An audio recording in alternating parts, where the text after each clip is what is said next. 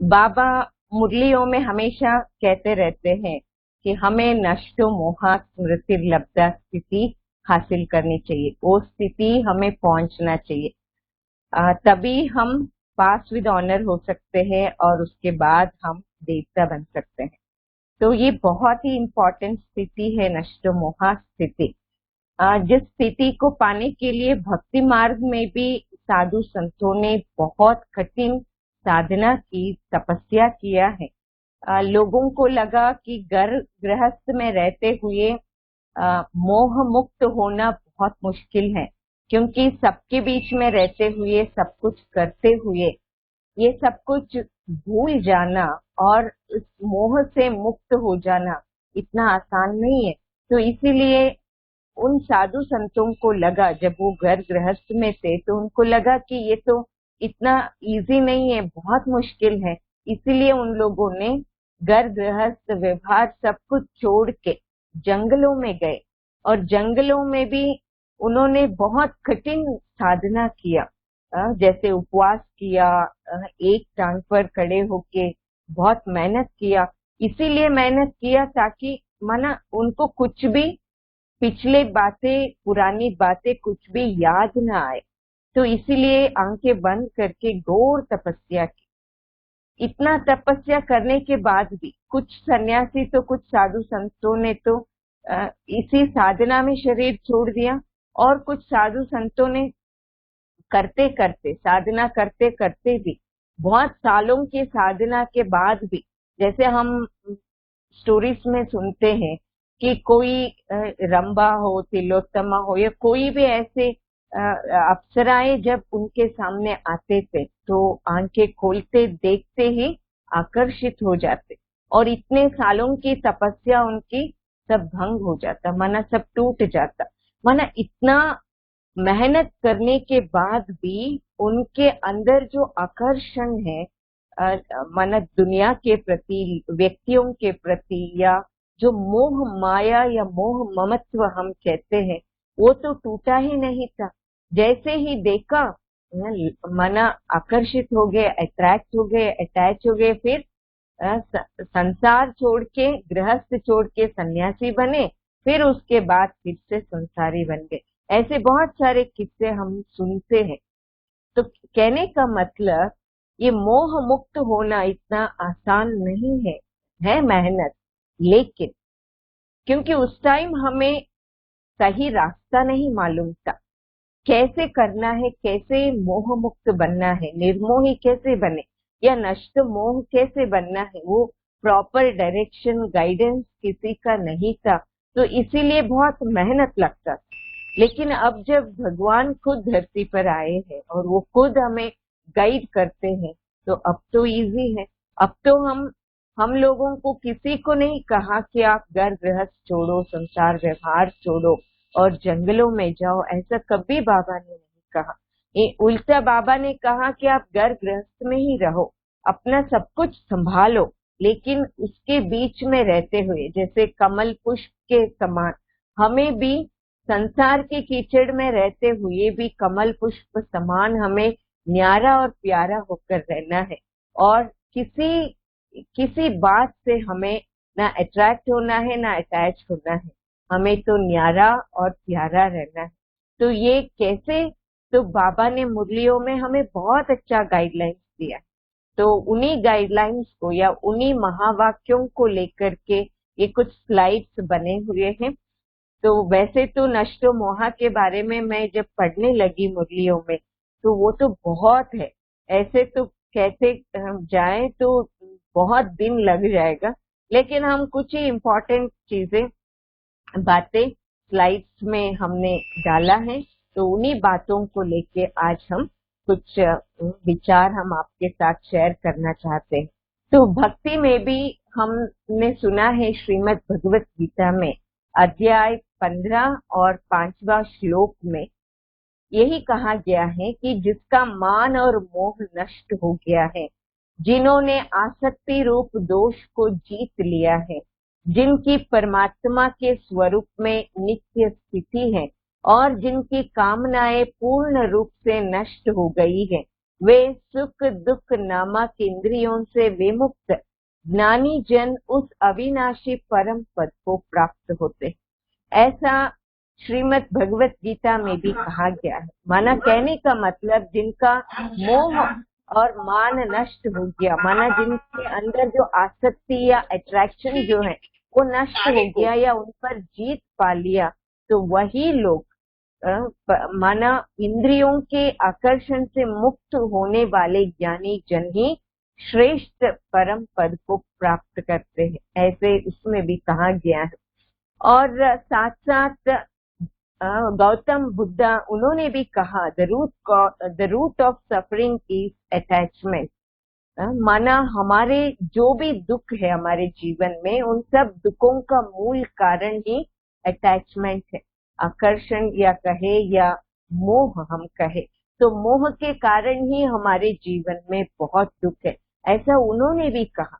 तो ऐसे बहुत महापुरुषों ने या धर्म स्थापकों ने, धर्म गुरुओं ने, बहुत लोगों ने कहा तो है बहुत कुछ, मोह को कैसे जीता जाए या मोह के ऊपर विजय हम कैसे प्राप्त करें, लेकिन लोगों को वो सब मुश्किल ही लगता गया।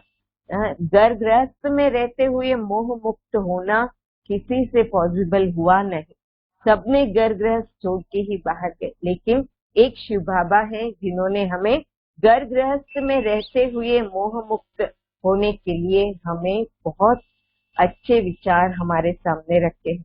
तो हम बाबा के ही कुछ महावाक्य सुनेंगे।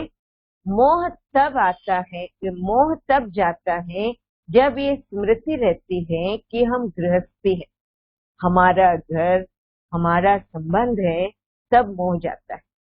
जब हम सोचते हैं कि ये माना हम गृहस्थी हैं, संसारी हैं, ये हमारा घर है, हमारा परिवार है, ऐसा सोचने से ही मोह उत्पन्न होता है या मोह शुरू होता है वहां से। ये तो इस हद की जिम्मेवारी को बेहद की जिम्मेवारी में परिवर्तन कर लो, तो बेहद की जिम्मेवारी से हद की जिम्मेवारी स्वतः ही पूरी हो जाएगी। बेहद को भूलकर और हद की जिम्मेवारी को निभाने के लिए जितना ही समय और संकल्प लगाती हो, इतना ही निभाने के बजाय बिगाड़ते जाते। तो बाबा का यही कहना है कि हम सोचते हैं कि अगर हम अपना घर, अपना परिवार ऐसा नहीं सोचते हैं तो कैसे हम अपना फर्ज निभा सकते हैं। तो इसीलिए सोचना तो पड़ेगा ना, क्योंकि निभाना तो हमें ही है। तो ऐसा लोग सोचते हैं, लेकिन बाबा कहते हैं आप इस हद की जिम्मेवारी को बेहद की जिम्मेवारी में परिवर्तन कर लो। तो कहने का मतलब जो आपके आंखों के सामने या आपके आजू बाजू जो आपके फैमिली मेंबर्स है, तो केवल उन्हीं को अपना फैमिली नहीं समझना। जो आपके आंखों में नहीं दिख रहे हैं, जो पूरी दुनिया में रहते हैं, जो सब बाबा के या भगवान के बच्चे हैं, वो भी तो हमारे अपने ही तो परिवार के। तो सामने जो रहते हैं या हमारे आसपास में जो रहते हैं, हमारे लौकिक फैमिली जो है, वो हमारा, हमें उनके लिए सेवा तो जरूर करना है, वो फिजिकली सेवा उनकी करनी पड़ेगी, लेकिन मन में तो हम सबके प्रति तो अच्छी भावना रख ही सकते हैं, सबके प्रति अपना परिवार की भावना तो रख ही सकते हैं। तो यही तो बाबा कहते हैं आप बेहद की जिम्मेवारी को याद करो कि मुझे पूरी दुनिया हमारी परिवार है और उन सबको भी मुझे देखना है या उन सबके लिए भी मुझे कुछ सेवा करना है। तभी बाबा कहते हैं आपकी लौकिक जिम्मेवारी भी उसमें पूरी हो जाएगी। हम क्या करते उसको भूल जाते हैं और हम अपने ही लौकिक जिम्मेवारियों के ऊपर ही सोचते रहते हैं, जिस कारण बाबा कहते हैं आप प्रॉपरली निभा नहीं पाते हो, उल्टा बिगाड़ ही देते हैं। तो इसीलिए बहुत हमें सोच समझ कर करना है।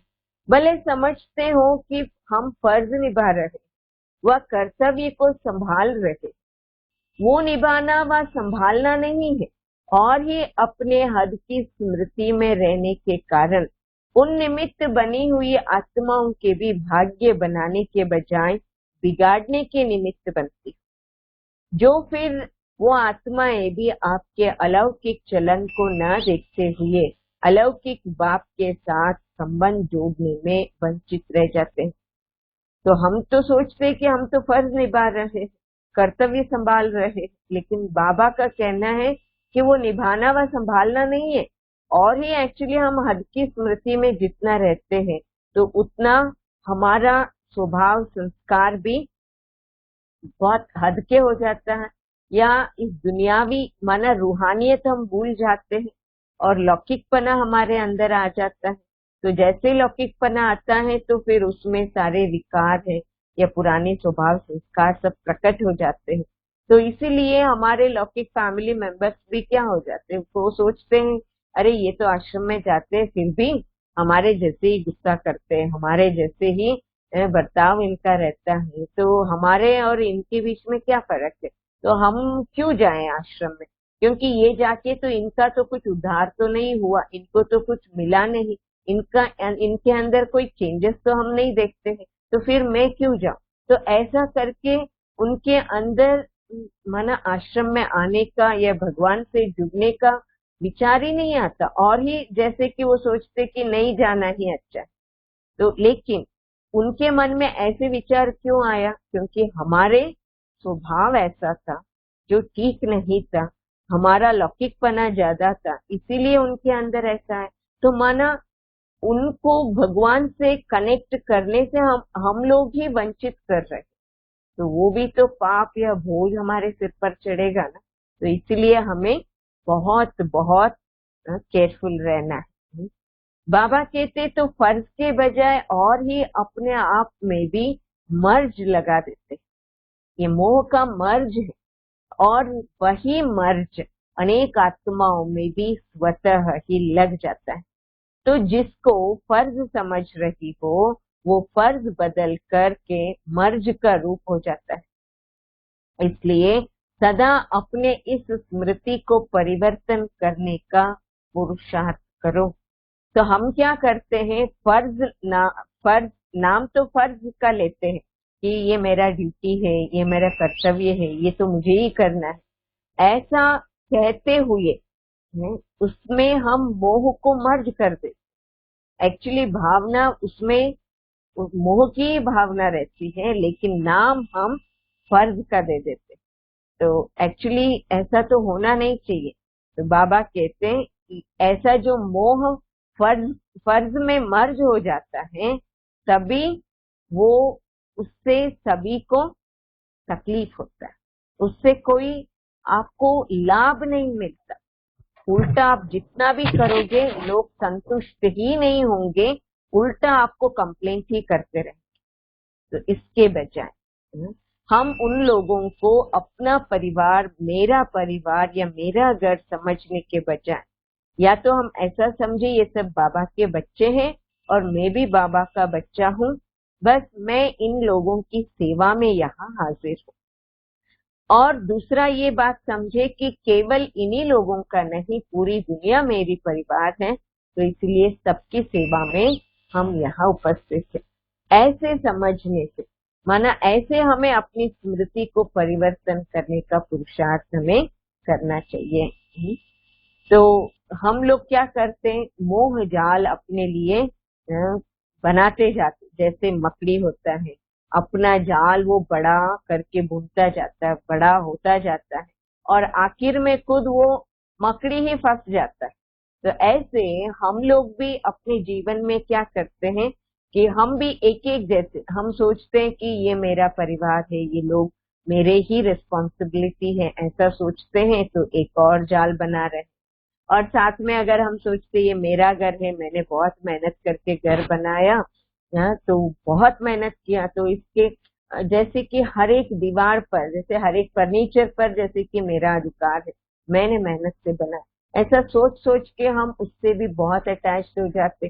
फिर हम अपना ही जो प्रोफेशन है या एजुकेशन क्वालिफिकेशन है उससे भी बहुत अटैच्ड हो जाते। और हमको अगर कोई अवार्ड्स मिला है तो उससे भी हम अटैच हो जाते।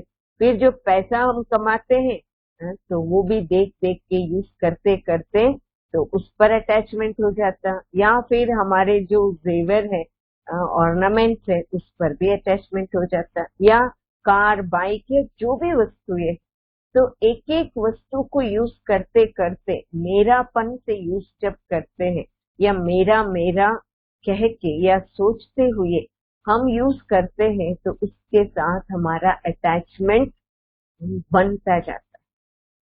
तो हमारा अटैचमेंट यूज करने से नहीं बनता, लेकिन मेरा मेरा सोचने से वो अटैचमेंट ज्यादा होता जाता है। तो इसीलिए तो हमारे सोच में हमें परिवर्तन लाना चाहिए कि कभी ऐसा नहीं सोचना कि ये मेरा है, मैंने कमाया है, मैंने हासिल किया है। नहीं, हमें इतना ही सोचना है कि ये भगवान की कृपा से मुझे मिली है, पुण्य कर्मों के आधार से मिली है, और मैं आत्मा निमित्त हूँ इसको यूज करने की। इन सब साधनों को मुझे विश्व सेवार्थ यूज करना है, स्वार्थ के वश यूज नहीं करना। तो ऐसे हमारी सोच अगर बेहद का हो तो क्या होगा, तो कितनी भी चीजें हम यूज करते जाएं तो भी हमारा अटैचमेंट उनसे नहीं जुड़ता है, अटैचमेंट नहीं बनता, वो मोह जाल नहीं पैदा होता है। तो इसीलिए हमें बहुत बहुत केयरफुल रहना है। तो अगर ज्यादा हमारा अटैचमेंट किसी चीज से होता जाता है तो क्या होता, उसका रिजल्ट क्या होता। अगर फॉर एग्जाम्पल कोई व्यक्ति के साथ हमारा बहुत ज्यादा अटैचमेंट हो गया, अगर हम इसको फिजिकली भी देखें, अगर एक व्यक्ति के साथ में अपना हाथ जो है टाइटली बांध ली एक रस्सी से, एक व्यक्ति के साथ मेरा पूरा हाथ उनके उनके हाथ से मैं बांध लूं और फिर हम चलने लग पड़े, तो क्या होगा, बाई चांस अगर वो व्यक्ति फिसल जाता है तो साथ में हम भी फिसल जाते, क्योंकि हम इतना टू मच अटैच्ड हो गए हैं। पूरा हाथ जैसे कि हमारा अटैच्ड हो गया, तो वो व्यक्ति गिरता है फिसलता है तो हम भी उसके साथ गिर ही जाते हैं। तो ये होता है अटैचमेंट का नतीजा, रिजल्ट। क्योंकि जितना अटैचमेंट है उतना ज्यादा कनेक्टेड है हम, उतना उनके अंदर जो कोई भी ऊपर नीचे होता, जो कुछ भी उनके अंदर चेंजेस होता, वो सारा चेंजेस हमारे अंदर भी रिफ्लेक्ट होता है। अगर वो खुशी होते, माना वो खुश है, वो हंसते हैं, वो बहुत माना आनंद में है, तो हम भी उनकी खुशी को देखते हुए हम भी खुश रहते हैं। अगर वो लोग रोते हैं तो हम भी उनके साथ साथ रोने लग पड़ते। तो ये होता है अटैचमेंट। जैसे जैसे उस व्यक्ति में चेंजेस आता जाता, उनके अंदर गुस्सा आता तो हमारे अंदर भी गुस्सा आता, वो डाउट करते हैं तो हम भी डाउट करना शुरू करते हैं। तो माना इतना टू मच अटैचमेंट के कारण तो उनका ही कंडीशन हमारे ऊपर भी आ जाता है। अगर इसके बजाय अगर मैं थोड़ा डिटैच्ड रहूं, केवल, वैसे तो हमें सबको छोड़ के दूर तो नहीं भागना है, रहना तो साथ में है, लेकिन इतना टू मच कनेक्टेड भी नहीं होना है। बस एक हाथ जितना ही मैंने कनेक्ट किया, मेरा जो पाव है, माना जो हाथ है, तो मेरा इतना ही हाथ में अगर उनके हाथ में दूं तो उतना ही मैं कनेक्ट हो जाऊं, तो क्या होगा, बाई चांस वो व्यक्ति गिरता है तो मैं नहीं गिरूंगी, क्योंकि मैंने केवल हाथ ही पकड़ा है, पूरा नहीं बांधा है पूरा शरीर को उनके साथ। तो क्या होगा, मैं उनको हाथ दे करके ऊपर उठा सकती, नहीं तो उठा नहीं पाएंगे ना, हम खुद भी तो गिर ही जाएंगे। तो ऐसे अगर हम डिटैचमेंट के साथ रहे या मोह से मुक्त हो जाए या निर्मोही रहे तो हमें बहुत फायदा है। साथ में भी रह सकते हैं, लेकिन हम उनके प्रभाव में नहीं आएंगे, उनके इन्फ्लुएंस में नहीं आएंगे, हम अपने स्थिति में रहते हुए उनको भी ऊपर उठाने की मदद हम कर ही सकते। तो इसलिए हमें मोह से मुक्त होने की पूरा पुरुषार्थ अवश्य करना है। तो हमें अभी कैसे पता चले कि मेरे अंदर मोह है या नहीं, कैसे? क्योंकि मोह जो है बाहर से तो दिखता नहीं, मोह एक विकार है, तो वो तो अंदर ही रहता है, अपने सर में रहता है। तो कैसे चेक करें? कुछ लक्षण जो है उसके आधार से हमें पता चलता कि हमें इस व्यक्ति के साथ मोह है या नहीं, या इस वस्तु के साथ मेरा मोह है या नहीं। तो हम एक एक साइंस को देखेंगे, वैसे तो बहुत है लेकिन यहाँ पे कुछ ही साइंस हमने लिस्ट आउट किया है। तो एक है फियर ऑफ लूजिंग, माना अगर किसी के प्रति हमारा बहुत ज्यादा मोह है तो हमें एक तो डर लगता है कि कहीं वो हमें छोड़ के ना चले जाए, कहीं हम उनको खो ना दे, कोई और बीच में हमारे बीच में घुसना माना घुसे नहीं, या हमें कभी कोई सेपरेट ना कर जाए। तो ऐसा करके हमें हमेशा जैसे कि लगता है कि कभी हम उनको खो ना दे, माना कभी वो हमसे दूर हो जाएंगे, ऐसा डर कभी कभी कभी क्या यूजुअली अपने मन में रहता है। वो कब रहता है? जब मोह ज्यादा रहता है, तभी ये खोने का डर भी उसके साथ साथ रहता है। तो अगर मुझे किसी व्यक्ति के प्रति ऐसा डर है कि ये मुझे कभी छोड़ के चले जाएंगे, या इनका अगर मृत्यु हो जाए तो मेरा क्या होगा, तो ऐसा अगर बहुत ज्यादा डर है तो इसका मतलब हमें उस व्यक्ति के साथ बहुत ज्यादा अटैचमेंट है। और दूसरा है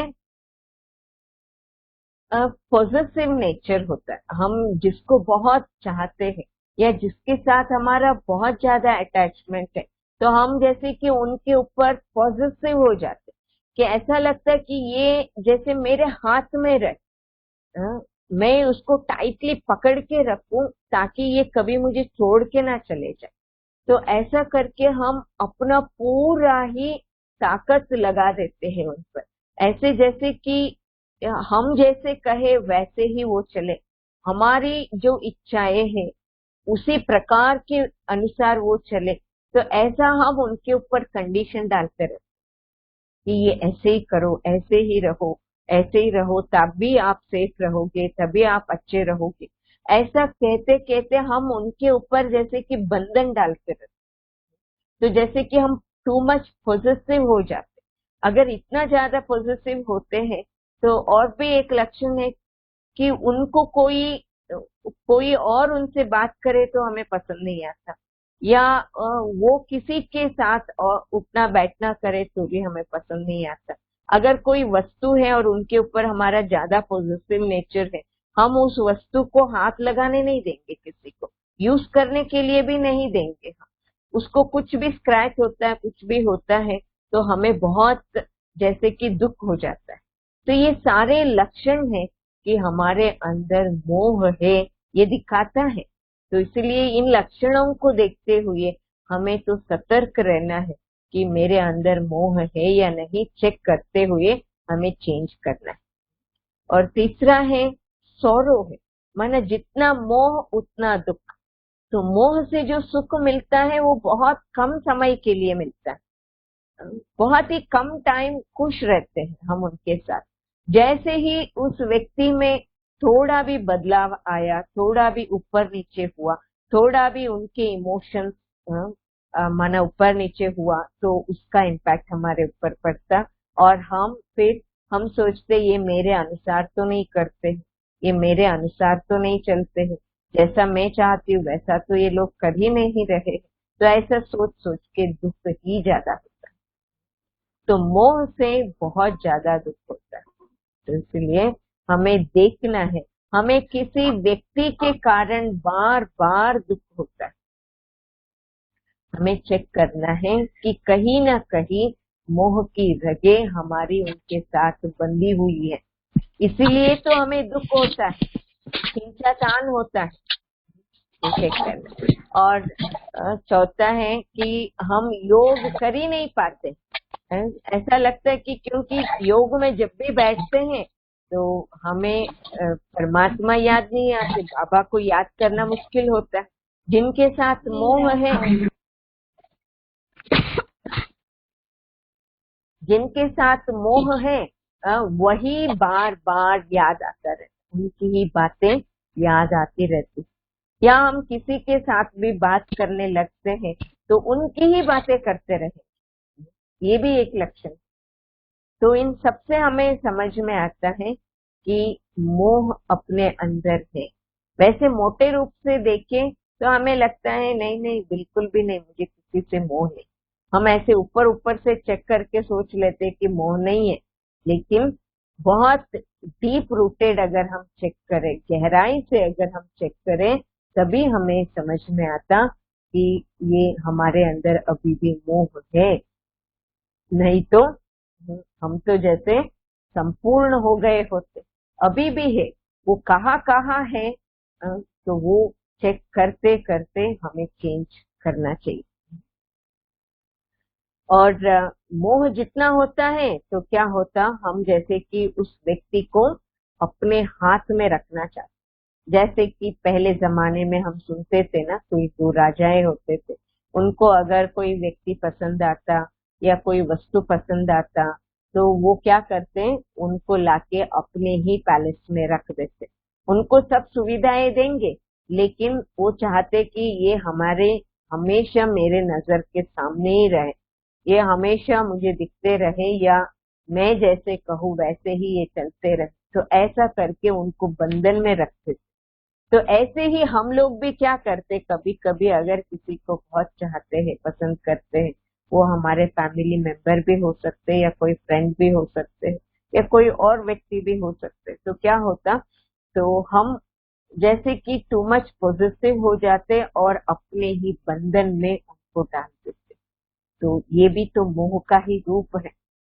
हम सोचते हैं नहीं नहीं हमें तो बहुत प्यार है, हम इनकी सेफ्टी चाहते हैं, तो इसीलिए हमने इनको सारी व्यवस्था करके दिया है, ऐसा कहने के लिए हम कहते हैं, लेकिन अंदर में वो प्यार नहीं है, वो मोह है। प्यार और मोह में, स्नेह और मोह में बहुत डिफरेंस है, जो हम आगे के स्लाइड्स में देखेंगे।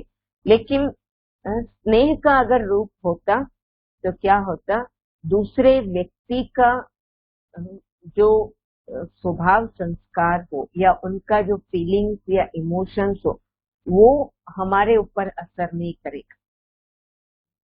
अगर मोह है तो वो रोएंगे तो हम भी रोएंगे, वो खुश होंगे तो हम भी खुश होंगे। तो ऐसे स्नेह और मोह में भी बहुत डिफरेंस है। तो इसलिए हमें समझना है कि मेरे अंदर किसी व्यक्ति के प्रति स्नेह है या मोह है। मैं प्यार के नाम से मोह तो नहीं रख रही हूँ, या मोह से तो जुड़ तो नहीं गई हूँ किसी के साथ। ये बार बार हमें चेक करना है। मोह में हम बुराइयां नहीं देख पाते और घृणा में हम अच्छाइयां नहीं देख पाते। ऐसा कहते हैं, है ना, जितना मोह ज्यादा होता तो हमें उनके अंदर कुछ भी नेगेटिविटी से बुराइयां है तो वो कभी दिखता ही नहीं है। हम उनको जस्टिफाई ही करते रहेंगे, हम समर्थन ही करते रहेंगे कि हाँ वो ठीक है, कोई हर्जा नहीं तो क्या हुआ, ऐसा करके हम उनके तरफदारी ही करते रहेंगे, उनके साइड ही लेते रहेंगे दूसरों के साथ जब बात करते हैं। क्योंकि हमें इतना मोह के कारण, जैसे कि वो बुराइयां हमें बुराई जैसे नहीं लगता, हमें लगता है ये भी होना चाहिए। जैसे हम महाभारत में भी सुनते हैं, धृतराष्ट्र को कितना पुत्र व्यामोह था, इतना पुत्र व्यामोह में वो अंधा हो गया था। तो इसीलिए तो उनको स्टोरी में भी क्या दिखाया, अंधे व्यक्ति के रूप में ही दिखाया है। इसीलिए दिखाया क्योंकि वो मोहवश अंधा हो गया था, उनको सही क्या है गलत क्या है ये भी नहीं समझ में आ रहा था। उनको लग रहा था कि दुर्योधन को वही राज्य मिलना चाहिए, वही राजा बनना चाहिए, उसके लिए जो कुछ भी वो करे वो सब सही ही। उनको कभी वो अधर्म है, वो अन्याय है, वो पांडवों के साथ अन्याय कर रहे हैं, ऐसा कभी लग ही नहीं रहा था, क्योंकि वो अंधा हो गए मोह के वश। जैसे कि मैं आपके सामने अभी एक बुक दिखा रही, तो ये जो बुक है, अभी इस बुक में जो भी टेक्स्ट माना लिखा हुआ है, अगर मैं इतना दूर पकड़ू तो मुझे दिखाई देगा ना, पढ़ सकती हूँ मैं। अगर मैं और नजदीक लाऊं और नजदीक लाऊं और नजदीक लाऊं तो और नजदीक लाऊं तो अभी मुझे इसके अंदर जो लिखा हुआ है वो कुछ भी पढ़ने में नहीं आता, क्योंकि मैंने बहुत ज्यादा नजदीक आ गए। क्योंकि कुछ पढ़ने के लिए भी तो कुछ तो दूरी चाहिए, इतना नजदीक एकदम जैसे कि आंखों पर रख देते हैं तो क्या दिखाई देता? कुछ भी नहीं दिखाई देता, ना अच्छाई दिखाई देता ना बुराई दिखाई देता। तो हम भी क्या करते हैं, मोह के वश किसी व्यक्ति के साथ इतना क्लोज हो जाते कि हम उनकी बुराइयों को भी नजरअंदाज करने लग पड़ते। एक तो उनके बुराइयों से उस व्यक्ति को भी नष्ट होता, उस व्यक्ति को भी नुकसान होता, हमें भी नुकसान होता, और साथ साथ हमारे आजू बाजू रहने वालों को भी इसका इम्पैक्ट पड़ता। लेकिन हम ये कुछ भी सोच ही नहीं पाते। मोहवश हमारा बुद्धि जैसे कि सोचना ही, काम करना ही बंद कर देता है। इसलिए मोह बहुत ही खतरनाक है, लेकिन लेकिन पता नहीं चलता, इतना आसानी से समझ में नहीं आता, इतना जल्दी लोग एक्सेप्ट ही नहीं करते कि मेरे अंदर मोह है। अगर मोह खत्म हो जाता है, मोह खत्म होते ही खोने का डर भी निकल जाता है, चाहे वो दौलत हो, वस्तु हो, रिश्ता हो, जिंदगी। तो जैसे ही मोह खत्म हो जाता, खोने का डर भी उसके साथ खत्म हो जाता है। तो ठीक है, अच्छा है, यूज करेंगे। अगर नहीं है तो कोई हर्जा नहीं, नो प्रॉब्लम, उसके बिना भी हम जी सकते हैं। हम जब आए इस दुनिया में थोड़ी ना हम वो सारे चीजों को, लोगों को सब लेके आए थे। वो सब यहाँ ही मिले और यहाँ ही हमसे दूर हो जाएंगे तो क्या? तो हम तो अकेले आए, वापस भी हमें परमधाम अकेले ही जाना है, भर के जाना है।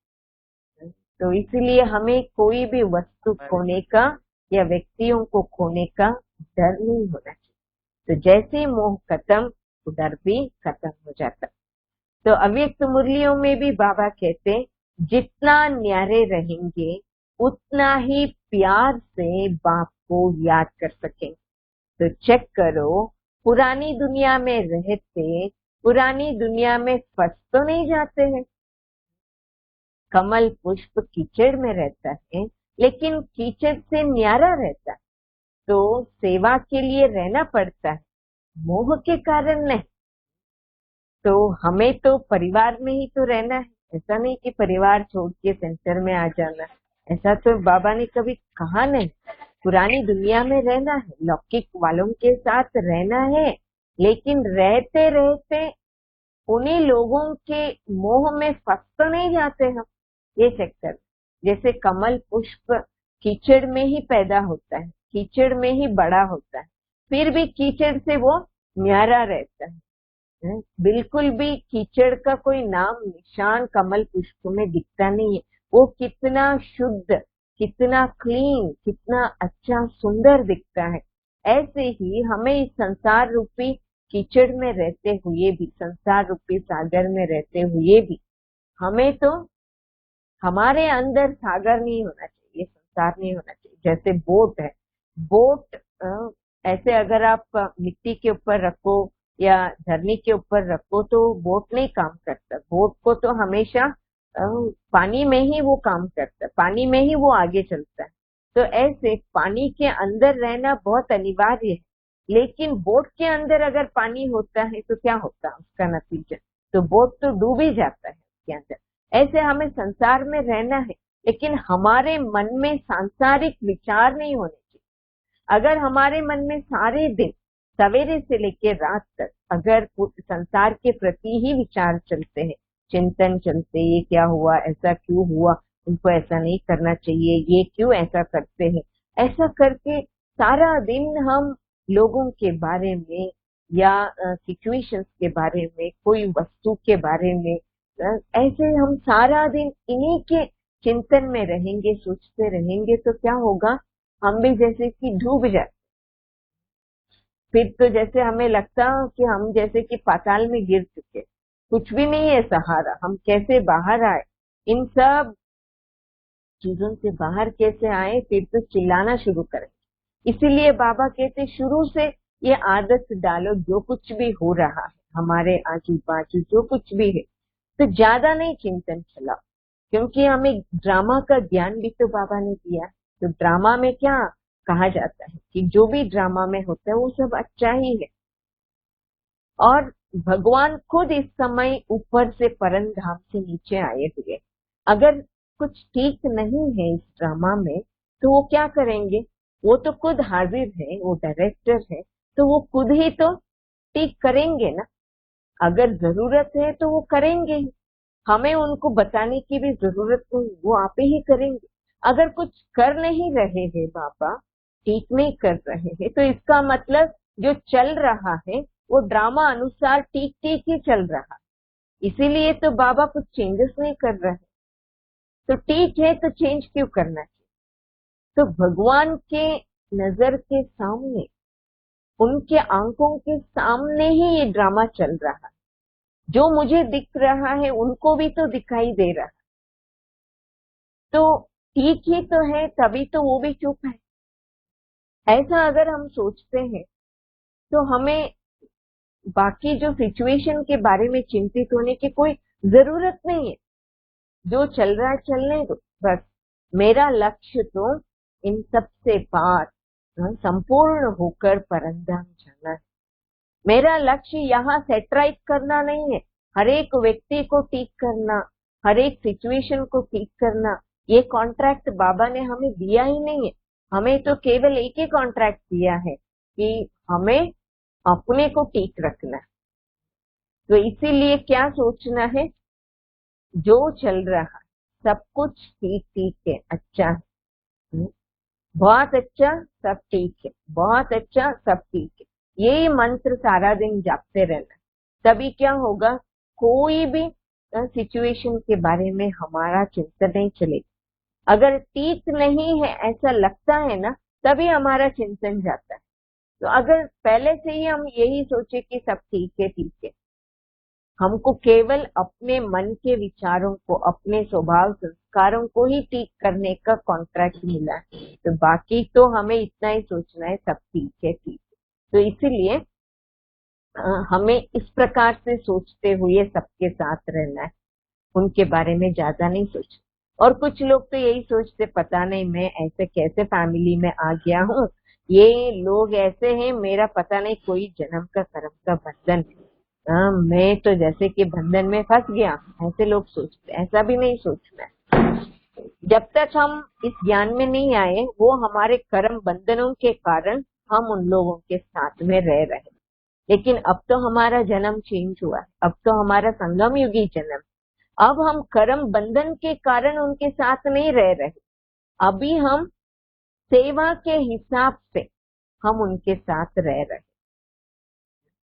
बाबा ने हमें उस फैमिली में इसीलिए रखा है कि हम उन सबकी सेवा करें, बाबा की ज्ञान संदेश उन तक हम पहुंचाए और उन आत्माओं की बुद्धि योग बाबा के साथ हम जोड़े। इसी सेवा के लिए हमें उनके साथ रखा है। तो ये अगर बुद्धि में याद है तो कभी भी मोह नहीं आएगा। तो माताओं को मोह तो नहीं है, अगर थोड़ा धोतरे पोतरे को कुछ हो जाए फिर मोह होगा। अगर वो थोड़ा रोए तो आपका मन भी थोड़ा रोएगा। क्या कहते हैं माताएं? क्योंकि क्योंकि जहाँ मोह होता है तो दूसरे का दुख भी अपना दुख लगता है। तो माताओं को ज्यादा मोह होता है पुत्र धोतरे पुत्रों के प्रति। तो बाबा पूछते हैं कि मोह नहीं है? ऐसा तो माताएं कहते बिल्कुल मोह नहीं है। जब सेंटर में मुरली चलती है तब टीचर पूछते हैं तो यही कहते कि हमारा मोह नहीं है। लेकिन मोह है कब पता चलता? जैसे ही पोतरे दोतरों को कुछ हो जाता, कुछ बीमारी आ जाती, बुखार हो जाता, तो क्या होता? या उनको वो रोने लगते हैं तो इनका भी मन रोना लगता है, इनको भी दुख होता है। जब मोह है दूसरों का दुख भी हमारा ही दुख लगने लगता है। तो यही मोह का लक्षण है ना। इससे पता चलता है कि हमें मोह है या नहीं। तो माताओं को मोह तो नहीं है ना? बाबा फिर से पूछ रहे हैं माताओं को। ऐसे नहीं कि उसको बुखार हो तो आपको भी मन का बुखार हो जाए। मोह खींचता है ना। पेपर तो आते हैं ना। तो कभी पोतरा बीमार होगा, कभी धोतरा, तो कभी धन की समस्या आएगी, कभी अपनी बीमारी की समस्या आएगी, ये तो होगा ही। लेकिन सदा न्यारे रहे, मोह में न आए, బొమ్మ రాదా అమ్మ చెప్పే ऐसे निर्मोही हो। तो बाबा पूछते हैं कि पेपर तो हम सबके सामने डेफिनेटली आएगा ना किसी रूप में तो आएगा। कभी बीमारी के रूप में आएगी, कभी कोई दूसरे रूप में आएगी, लेकिन ये तो सब होने वाला ही है। लेकिन हमें इन सब से कभी भी विचलित नहीं होना है, हमें तो उन सबसे न्यारे रहना है। हमें उनके साथ साथ बैठ के हमें खुद रोना नहीं है, लेकिन हमें क्या करना है, हमें स्टेबल रहते हुए उनको हमें मदद करना है, उनको उस दुख से मुक्त कराना है ना। तो तभी हम निर्मोही कहलाए जाएंगे। तो माताओं को होता है संबंध से मोह, और पांडवों को होता है पैसे से मोह।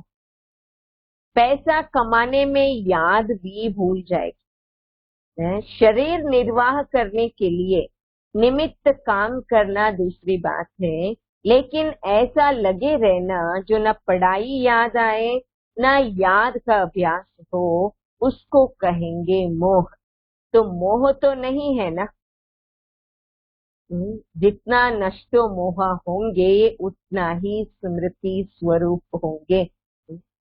तो माताओं को क्या होता है, संबंधों से, व्यक्तियों से ज्यादा मोह होता है, परिवार के जो लोग होते हैं उनसे ज्यादा मोह होता है। और पांडवों को, भाइयों को क्या होता, वो पैसे से ज्यादा मोह होता है। तो बाबा कहते हैं पैसा कमाने में इतना भी नहीं लग जाना कि हम पढ़ाई को ही भूल जाएं। हम पढ़ाई या याद या पुरुषार्थ सब भूल जाएं, ऐसा तो नहीं होना चाहिए। तो इसीलिए बाबा कहते हैं जितना हम इन सब चीजों से नष्टो मोह होंगे उतना ही ज्यादा हम स्मृति स्वरूप भी होंगे।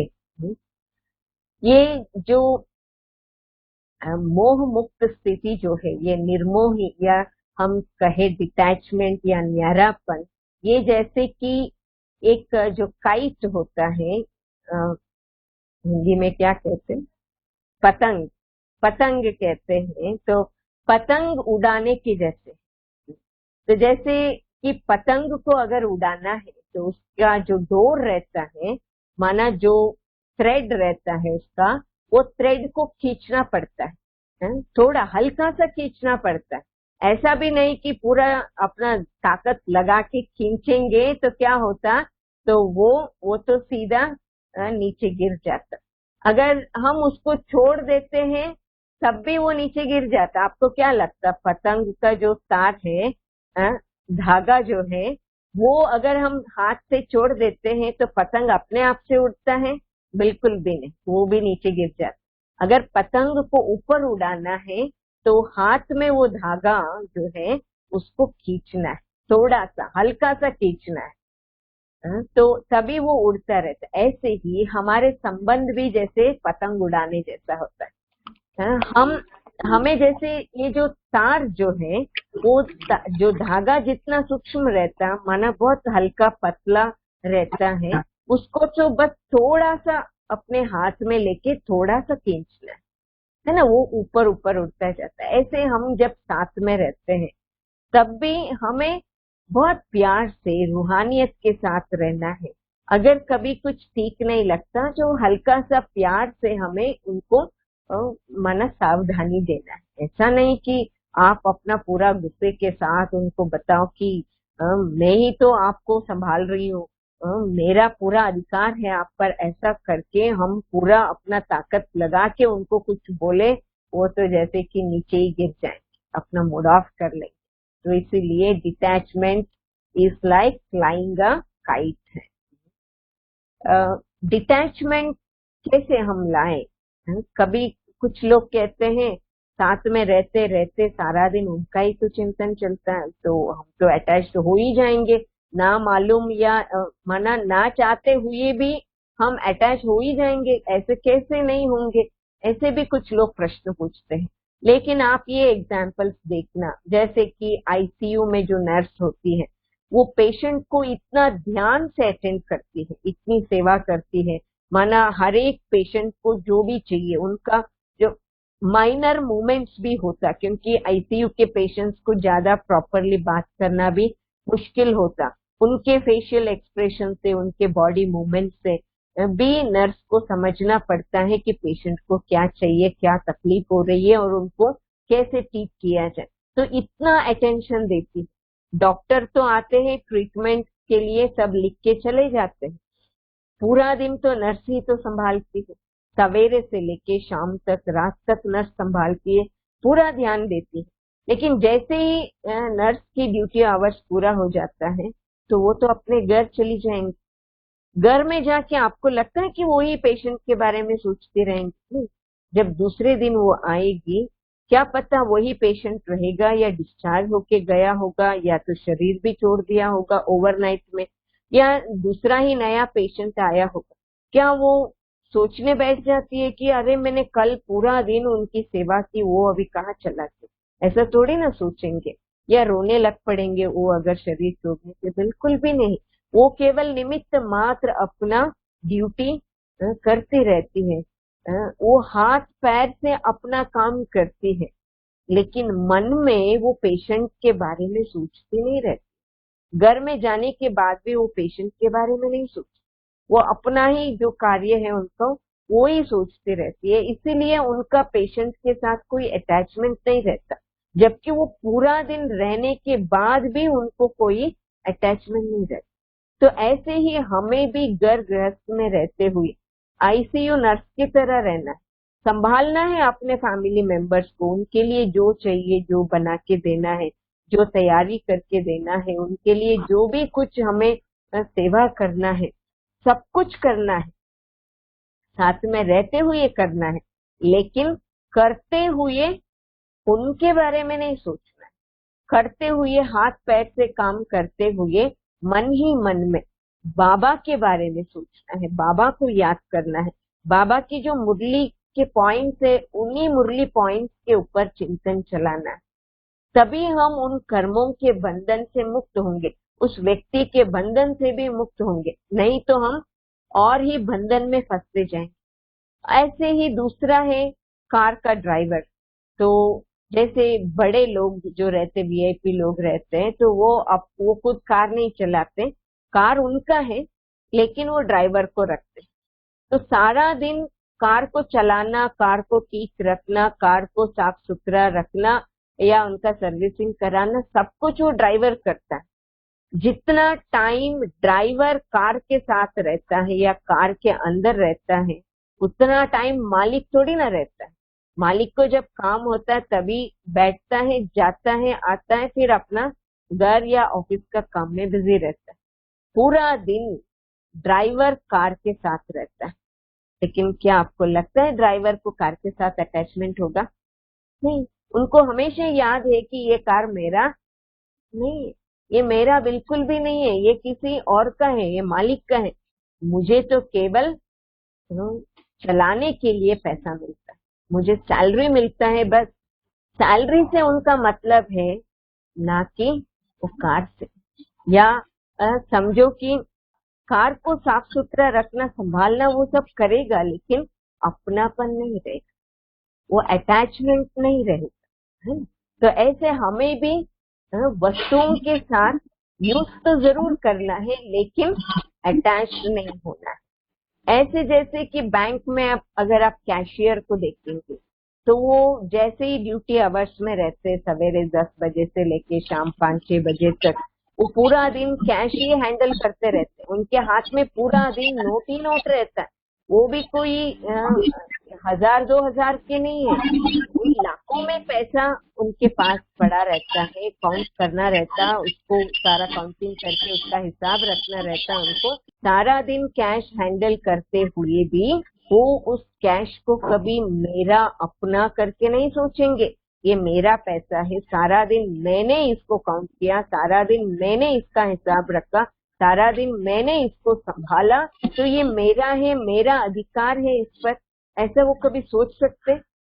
पूरा दिन काम करते, लेकिन जब जैसे ही उनका ऑफिस आवर्स पूरा होता, वो निकलते हैं, तो वो थोड़ी ना वो सब कैश अपने साथ लेके जाएंगे। बिल्कुल भी नहीं, है ना। तो इसीलिए ऐसे जैसे ये सब लोग माना कैश के साथ, कार के साथ या पेशेंट के साथ रहते हैं पूरा दिन, फिर भी उन लोगों के साथ अटैच्ड नहीं होते। तो ऐसे हमें भी घर गृहस्थ में, ऑफिस में या बिजनेस में रहते हुए भी हमें किसी के साथ अटैच्ड नहीं होना है। वो भले हमारे बाजू में बैठे हुए सारा दिन, जैसे कि हमारे एकदम बाजू में बैठे हैं, हम साथ में बैठ के काम कर रहे हैं, लेकिन वो बाजू में बैठते हैं, यहाँ नहीं होना चाहिए। यहाँ उनकी स्मृति नहीं होनी चाहिए, यहाँ उनके प्रति चिंतन नहीं चलना चाहिए। लोग तो केवल हमारी बातों को समझते हैं, हमारे एक्शंस एक्सप्रेशंस को समझते हैं। हमारे अंदर क्या विचार चलता, हमारे अंदर क्या स्मृति है, वो थोड़ी ना लोगों को पता चलता है। अगर कोई व्यक्ति आपको कंप्लेंट करता है, अरे आप तो हमें याद ही नहीं करते, उनका कहने का मतलब क्या होता कि सारा दिन बैठ के हम उनको याद करें, ऐसा नहीं चाहते। वो चाहते हैं कि हम याद नहीं करते, मतलब हम उनके साथ बातें नहीं कर रहे हैं, उनको कोई मैसेज नहीं भेज रहे हैं, या उनको कॉल नहीं करते, या उनका दिया हुआ कोई काम हम नहीं कर रहे हैं। यही मतलब होता है। तो वो ऐसा नहीं सोचते कि हम बैठे सारा दिन उनको याद करते रहे और उनको कोई फोन ना करे, मैसेज ना भेजे, उनका कोई काम ना करे, फिर भी हम सारा दिन बैठ के याद भी करें तो भी उस व्यक्ति को थोड़ी ना पता चलने वाला है। वो तो केवल हमारे बातों को, एक्शंस को, एक्सप्रेशंस को ही समझेंगे। वो भले हम उनके साथ कितना भी बातें करें, बाबा को कोई एतराज नहीं है। बाबा कभी नहीं कहते आप किसी से बात नहीं करो, बात जरूर करो, लेकिन याद शिव बाबा को करो। अभी भी जब आप ये सेशन सुन ही रहे, आपको चित्र भी दिखाई दे रहा है, साथ में आपको को माना मेरी बातें भी, आवाज भी सुनाई दे रहा है। ये सब कुछ होते हुए भी माना दिखाई दे रहा, सुनाई दे रहा, फिर भी आप कुछ और भी तो याद करते होंगे। बीच में कुछ और बातें याद आई, घर की, ऑफिस की, कुछ और बातें बीच बीच में आती है जाती है। ये सब काम करते हुए भी बीच में याद तो कोई चीज आती है ना आपको। तो माना आदत तो है हमें। तो ऐसे ही हमें व्यक्तियों के साथ बैठ के काम करते टाइम भी हमें करना क्या है, उनके साथ बातें करना है, उनके साथ बैठ के काम करना है, लेकिन याद शिव बाबा को करना है। तो हो सकता है या नहीं हो सकता? हो सकता है। जैसे स्टूडेंट्स भी कॉलेज में बैठे रहते, लेक्चरर उधर उनका माना लेसन सिखाते रहते हैं, लेकिन ये बैठ के कोई क्रिकेट का, मूवी के बारे में सोचते रहते, ये तो पॉसिबल है। तो ऐसे ही हमें भी याद शिव बाबा को करना। वो कोई हमारे बाजू में बैठने वाला व्यक्ति कभी ये कंप्लेन नहीं करेगा कि आप बात तो मेरे साथ कर रहे हो लेकिन याद किसी और को कर रहे हो। ऐसा कंप्लेन कोई कर सकता है? नहीं कर सकता, क्योंकि उनको हम याद किसको कर रहे हैं, हमारे मन बुद्धि में क्या चल रहा है, उनको थोड़ी ना पता चलने वाला है। बिल्कुल भी नहीं। तो बाबा इतना ही तो चाहते हैं कि मुझे मुझे याद करो और बातें सबके साथ करो, क्या प्रॉब्लम है? तो बैलेंस तो हो गया ना। हम यहाँ बाबा को भी खुश रख सकते हैं और इन व्यक्तियों को भी हम खुश रख सकते, दोनों को खुश रख सकते, दोनों हमसे खुश हो जाए। ये हो सकता है या नहीं हो सकता? सिंपल है। लेकिन हमने कभी अटेंशन नहीं दिया। हमने क्या किया, याद इनको किया, बाजू में जो बैठे हैं या परिवार के लोग हैं, याद उनको किया और बातें शिव बाबा से क्या बातें किया, बाबा के कमरे में बैठ के, बाबा के फोटो के सामने बैठ के बातें किया। बाबा मेरे साथ ऐसा क्यों होता, बाबा ये प्रॉब्लम है, वो प्रॉब्लम है, ऐसे बातें बाबा से किया और याद लोगों को किया। और जो बातें मैं बोल रही हूँ जोर जोर से, वो बाबा को थोड़ी ना सुनाई देता, वो नहीं सुनाई देता, उनको तो कान है ही नहीं। और जो बाजू में बैठते हैं उनको मैं याद कर रही हूँ लेकिन उनको भी पता नहीं चल रहा, तो ये भी नाराज और बाबा भी। ऐसे बाबा नाराज नहीं होते लेकिन बाबा संतुष्ट भी तो नहीं होते। तो हम उल्टा काम करते रहते सारा दिन, यही प्रॉब्लम है। बस उसको सीधा करना है, बातें लोगों के साथ करें और याद शिव बाबा को कर। देखो फिर, सिंपल टिप है, सिंपल युक्ति है, ज्यादा मेहनत वाला नहीं है, लेकिन इतना ही करें तो भी हम मोह मुक्त हो जाते। मोह तभी होता जितना हम मन से कोई व्यक्ति, कोई वस्तु, कोई सिचुएशन को याद करते, जैसे कि उनके साथ हमारा एक, जैसे कि रस्सी के साथ कनेक्ट कर रहे हैं। एक बार सोचा तो एक रस्सी से कनेक्ट किया, दूसरी बार सोचा तो दूसरा भी रस्सी कनेक्ट हो गया, तीसरी बार, चौथी बार, ऐसा हम 100 बार, 1000 बार सोचेंगे तो आप सोचिए 100,000 बार रस्सी हमसे और उनके साथ जुड़ जाता है और इतना स्ट्रांगली कनेक्ट हो जाता, इतना स्ट्रांगली जुड़ जाता। फिर अगर आप छोड़ के कहीं जाना चाहते हो तो पॉसिबल ही नहीं होता, क्योंकि हमने जोड़ के बहुत कुछ रखा है ऐसे। फिर कैसे ऊपर उड़ेंगे? हम उड़ेंगे ही नहीं। तो इसलिए हमें ऐसे अपने आप को बार बार चेक करना है। स्नेह और मोह में तो बहुत डिफरेंस है, ये हमें समझना चाहिए। स्नेह क्या करता? हमें स्वतंत्र करता है।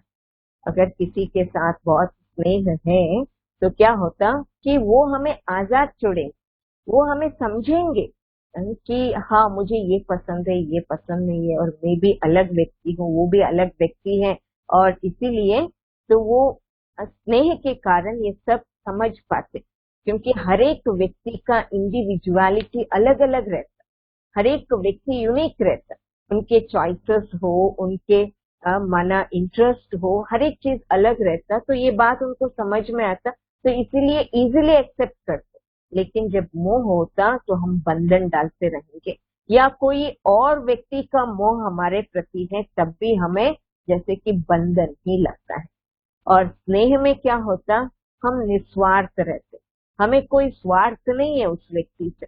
लेकिन मोह जब होता है तो स्वार्थ रहता है, एक्सपेक्टेशन, अपेक्षा होती है कि ये ऐसे ही करे, ये ऐसे बिहेव करे, माना हमेशा जैसे कि एक्सपेक्टेशन टू मच रहता है, और जैसे हमारे एक्सपेक्टेशन अनुसार वो लोग नहीं करते हैं तो क्या होता? हम फिर डिस्टर्ब हो जाते। और स्नेह में क्या होता? हमें सुख मिलता है, मोह के कारण तो हमें दुख ही मिलता है।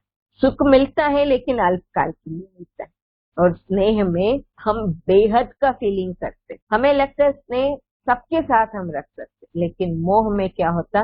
हद का हो जाता, माना इनके साथ रखा तो किसी और के साथ नहीं जुड़ना चाहिए, किसी और के साथ बात नहीं करना चाहिए, किसी और के साथ फ्रेंडशिप नहीं करना चाहिए, बस इन्हीं के साथ।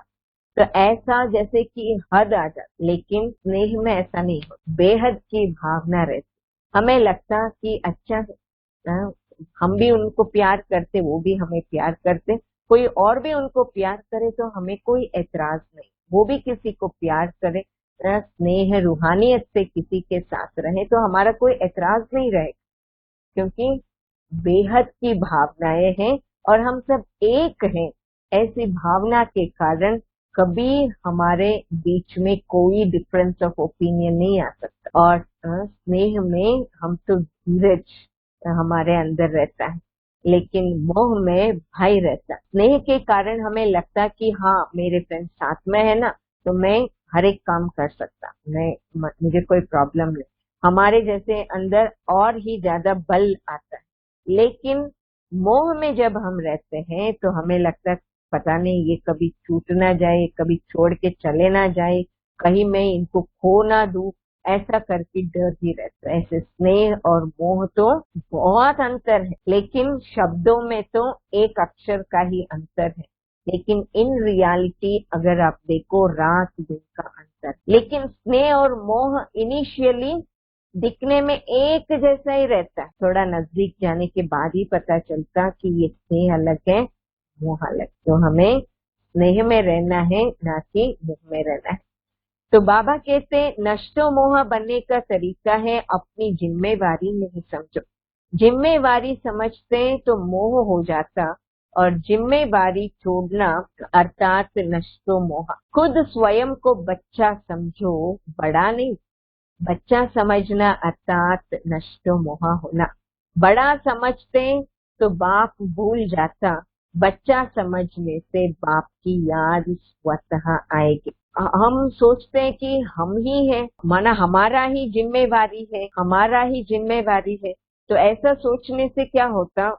तो हमें लगता है कि ये सब मेरे ऊपर ही है, मेरे सिर पर ही है सब कुछ, तो तभी हमें ट्रबल होता है। लेकिन अगर हम समझे कि हम भगवान के बच्चे हैं तो हमें बहुत इजी होता है, क्योंकि बच्चे को कोई रिस्पॉन्सिबिलिटी नहीं रहती, वो इजी फील करता है।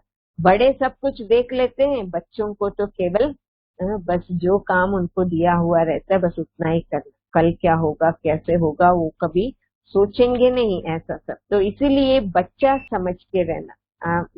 भगवान का हम संतान है, प्रिय संतान है, हम बाबा के बच्चे हैं, बाबा मेरे ऊपर बैठा है और वो सब कुछ देख लेंगे, ऐसा समझने से क्या होता, बाबा कहते हैं आप सब जिम्मेवारी जैसे कि बाबा को दे दिया और आप नष्टो मोहा हो गए। लेकिन अपने को बड़ा समझते हैं तो बड़ा प्रॉब्लम भी बड़ा ही होता है, और बाबा को भी हम भूल जाते हैं। इसलिए बच्चा बन के रहना बहुत अच्छा। मैं गृहस्थी हूँ, फलाने बंधन वाली हूँ, व मैं फलाने जिम्मेवारी वाली हूँ, उसके बजाय अपने मुख्य 5 स्वरूप स्मृति में लाओ। तो बाबा कहते हैं कभी ये नहीं सोचो मैं गृहस्थी हूँ, मैं ऐसा हूँ, मैं ऐसा हूँ। कभी अपने बारे में जो लौकिक के रिस्पॉन्सिबिलिटीज के अनुसार नहीं सोचना, या अपना लौकिक के क्वालिफिकेशन हो, लौकिक के पोस्ट पोजीशन के अनुसार कभी नहीं सोचना। वो तो केवल लौकिक काम करने के लिए वो सारी चीजें हैं, लेकिन मन में सोचने के लिए तो बाबा की बातों के अनुसार, बाबा ने जो ज्ञान दिया उसी के अनुसार ही हमारा सोच होना चाहिए। तो इसीलिए बाबा कहते हैं अपना ये 5 मुख्य स्वरूप स्मृति में लाओ। नष्टो मोह होने के लिए बाबा ये 5 स्वरूप बता रहे हैं। तो ये 5 स्वरूप हमें याद रखना है। एक है मैं बच्चा, मैं आत्मा, बाबा का बहुत प्रिय लाडला चिकीलदा बच्चा। तो ऐसे अपने को समझो तो भी आप मोह से इजीली मुक्त हो जाएंगे। दूसरा है मैं गॉडली स्टूडेंट हूँ, ऐसा समझ। हम गॉडली स्टूडेंट है, हम यहाँ पढ़ने के लिए आए। जैसे स्टूडेंट का लक्ष्य हमेशा क्या होता, उनका ध्यान हमेशा पढ़ाई पर होता। आगे में घर का ईएमआई कैसे भरे, या आगे में प्रॉपर्टी कैसे खरीदे, आगे में ये सारा काम कैसे करे, कंस्ट्रक्शन कैसे करो, ये सारा कोई थोड़ी ना बच्चे सोचते हैं, वो नहीं सोचते, उनका तो ध्यान पढ़ाई पर रहता। तो हम भी बाकी सब नहीं सोचे कि कैसे होगा विनाश, कैसे सत्य स्थापना होगी, इन सब का परिवर्तन कब होगा, कैसे होगा, ये कब सुधरेंगे, ये सारा काम कैसे होगा, ये सारा सोचने का हमारा जिम्मेवारी नहीं। हमारा जिम्मेवारी यही है कि बाबा ने जो मुझे रोज वो पढ़ाते हैं बस वही पढ़ना है, वही उसी के ऊपर चिंतन चलाना है। मैं गॉडली स्टूडेंट, ईश्वरीय विद्यार्थी हूँ, ये स्वरूप स्मृति में रखना बहुत इम्पोर्टेंट है। और तीसरा है हम रूहानी यात्री हैं। तो रूहानी यात्री जो होंगे, माना हम यहाँ से हम परम धाम का सैर करते हैं और सतयुग का भी, तीनों लोकों का सैर करते हैं। तो हम रूहानी यात्री बन के रहना चाहिए, क्योंकि यात्री जो होता है उनको भी किसी चीज से मोह ममत्व नहीं रहता। वो सारा दिन ट्रैवल ही करते रहते हैं। जितना टाइम वो कहीं पर है उतना टाइम वो देखेंगे, एंजॉय करेंगे, यूज करेंगे, उसका सुख लेंगे, तुष्ट होंगे, खुश होंगे, और बस उसके बाद हो गया तो वो चल पड़ेंगे, उनका काम हो गया तो आगे चल पड़ेंगे, है ना। जैसे कि अगर आप लोगों को भी अगर कोई शहर में जाते, फॉर एग्जाम्पल अगर आप मैसूर में जाते, तो मैसूर जाते हैं तो मैसूर में देखने की tourist attraction, sight seeing places बहुत है। और जैसे आपके पास लिस्ट होगा तो वो सब एक के बाद आपने सब देख लिया, उसके बाद फिर आपको क्या लगेगा, हो गया ना, जो देखना था वो सब हो गया, लिस्ट में जितना भी था वो सब हो गया, चलो अभी चलते। ऐसा होता है ना। ऐसे थोड़ी ना कि आपको लगता है कि मैं उधर ही जाके बैठ जाऊं हमेशा के लिए। नहीं, आपका घर गृहस्थी है या आपका अपना कारोबार है, वो भी तो आपको संभालना है, तो आपको आना है। वहां तो आप केवल देखने के लिए गए, यात्री बन के, एज ए ट्रैवलर टूरिस्ट बन के गए थे, तो बस देखने का ही काम था, देखने का सुख लेना था, हो गया, आगे निकल पड़े। ऐसे ही हमें भी इस दुनिया में हम यात्री के रूप में, टूरिस्ट के रूप में आए हैं, गेस्ट के रूप में आए हैं, हमें यहाँ अभी फिलहाल संगम युग में हमारा अभी काम है विश्व परिवर्तन करना या स्व परिवर्तन करना। तो यही काम हमें करना है, बस उसके बाद हमें निकल जाए। यहाँ कुछ भी हमारा नहीं। तो ये सोचने से भी मोह मुक्त होना बहुत आसान है। और नेक्स्ट है रूहानी योद्धा। तो ये स्मृति भी बहुत आवश्यक है। ये स्मृति रखने से भी हम अलर्ट रहेंगे। जैसे एक योद्धा जो है वो कैसे रहते युद्ध रंग में, माना युद्ध क्षेत्र में, वो बहुत अलर्ट, अटेंटिव, प्रिपेयर्डनेस के साथ रहते है ना। कहीं वो जैसे कि उनको उनकी दृष्टि चारों तरफ रहता। वैसे तो आंखें तो सामने ही है, सामने की जो चीजें है वही दिखती है, लेकिन एक योद्धा को ऐसा होता है कि उनका पूरा बॉडी ही जैसे कि आंखों जैसा होता है। माना उनको जैसे हर एक साइड में उनका अटेंशन रहता, कहाँ से कहाँ आवाज आ रहा है, कहाँ से क्या स्मेल आ रहा है, क्या मूवमेंट हो रहा है, क्या चेंजेस हो रहा है, हर एक चीज पर उनकी निगरानी रहते, माना नजर रहता, माना इतना अटेंटिव रहते। इसीलिए कि कहीं से भी कोई भी कोने से शत्रु एनिमी हम पर अटैक ना कर जाए, इसीलिए अपने को संभालने की पूरी वो अटेंटिवनेस रहता है। तो ऐसे ही हमारे अंदर भी यही अटेंटिवनेस, अलर्टनेस अगर रहेगा तो माया कहीं से भी हमारे अंदर प्रवेश कर ही नहीं सकती है। तो हम तो माया को भगाने के लिए, माया के ऊपर विजयी बनने के लिए तो हम यहाँ पर बैठे हुए हैं। हमारा भी तो युद्ध माया के साथ चल रहा है। तो ये स्मृति रहने से हम मोह मुक्त होना बहुत हमें आसान हो जाता है। और हम हैं खुदाई खिदमतगार, हम भगवान के हेल्पर्स, असिस्टेंट्स हैं, हम उनको मदद करने वाले हैं। आप सोचिए, अगर आज आपको प्राइम मिनिस्टर फोन करके कहे कि आप मुझे मदद करोगे, आपको फोन कॉल आया और मोदी जी का आवाज सुनाई दिया और वो कह रहे हमको मदद करोगे, तो क्या बोलेंगे आप? क्या बोलेंगे? खुशी खुशी से बोलेंगे ना कि हाँ जरूर, क्यों नहीं। आपको लगेगा अरे प्राइम मिनिस्टर हमको फोन करना कोई कम बात है क्या, वो हमको याद किया और हमसे मदद मांग रहा है। तो बहुत खुशी से, proudly you would say yes. अभी आप सोचिए, भगवान आपसे मदद मांग रहा है, मदद पूछ रहा है, तो इसका मतलब हम उनके मदद के योग्य बने हैं, काबिल बने हैं। एक्चुअली काबिल भी वही बनाता और फिर हमसे वो काम करवाता और भाग्य सारा हमारे हमारे अकाउंट में डालते। ऐसा है भगवान। हाँ, उनके विश्व परिवर्तन के कार्य में उनके साथ हाथ बटाना, ये हमारा कितना सौभाग्य है। ऐसा अगर मन में भी लाते हैं स्मृति, तो भी ये छोटी छोटी बातें, जो डर गृहस्थ की बातें, ये सब छोटी छोटी बातें लगी, छोड़ो ना, ये सब क्या है, क्यों सोचना है, छोड़ दो सब।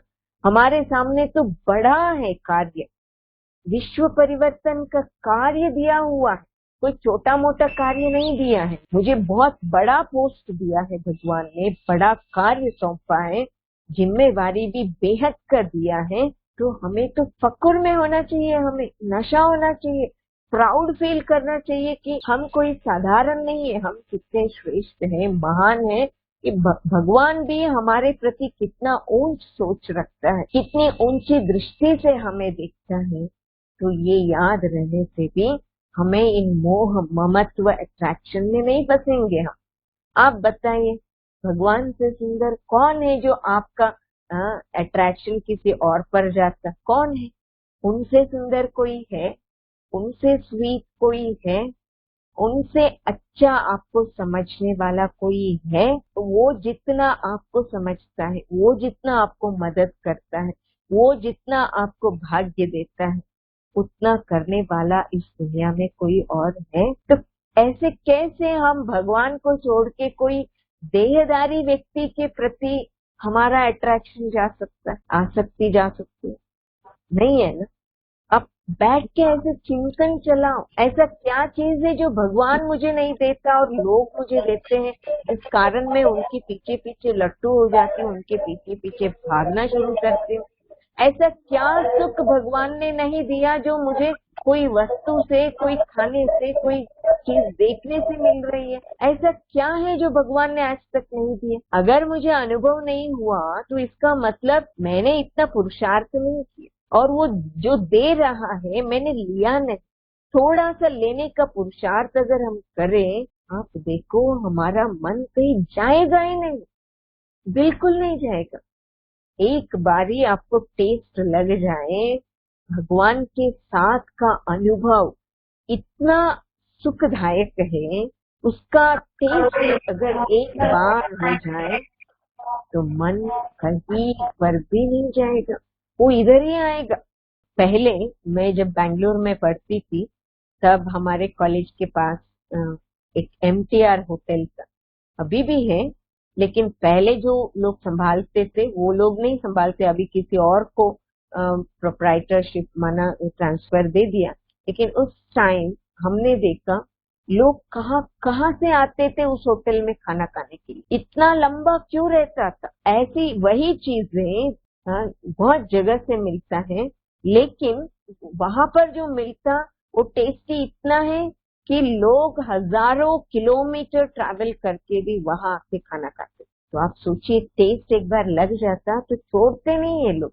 तो ऐसे ही भगवान के साथ का सुख का भी टेस्ट लग जाए तो आपका मन कहीं पर भी नहीं जाएगा।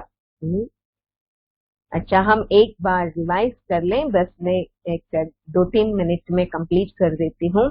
तो मोह मुक्त होने के लिए 5 स्वरूप की स्मृति में रहो। एक तो मैं बच्चा हूँ, गॉडली स्टूडेंट हूँ, रूहानी यात्री हूँ, रूहानी योद्धा हूँ और खुदाई खिदमतगार। तो इस प्रकार से हमें सोचना है, और हमें इस दुनिया से, पुरानी दुनिया को भूल कर, पीछे छोड़ के ऊपर उठ के हमें शिव बाबा के पास जाना है। तो पीछे छोड़ दो, हम फरिश्ता बन जाएंगे और एकदम बाबा के साथ का अनुभव हम करने लगेंगे। तो बस सारा दिन मेरा बाबा मेरा बाबा मेरा बाबा, बाकी कुछ भी मेरा समझते हो तो मोह जाता है। अगर एक बाबा को ही मेरा मानते हो, समझते हो, तो मोह नष्ट हो जाता है। कितना इजी है ना? इजी है या मुश्किल है, क्या लगता? तो बस हमें इतना ही करना है, मेरा बाबा मन ही मन में गुनगुनाते रहना है। बस एक बाबा के साथ ही हमारा दिल लगाना है। तो देखिए निर्मोही बनना कितना आसान। अच्छा, ओम शांति।